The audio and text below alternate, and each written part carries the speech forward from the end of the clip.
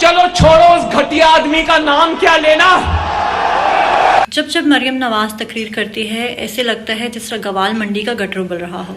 अगर बदअखलाक, बदजुबान और बदतमीज़ औरत को अवार्ड दिया जाए तो मरियम नवाज पहले नंबर पर आती है।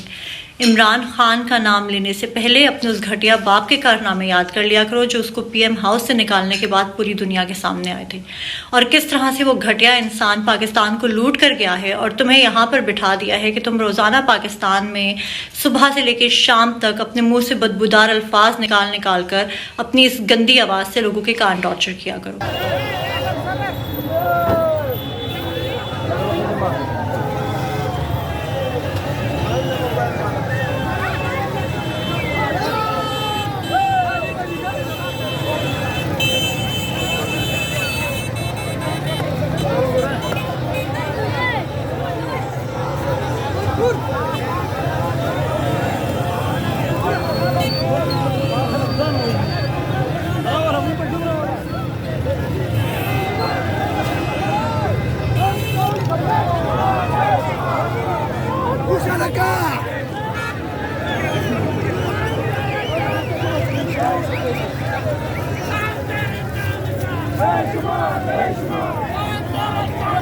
बेशुमार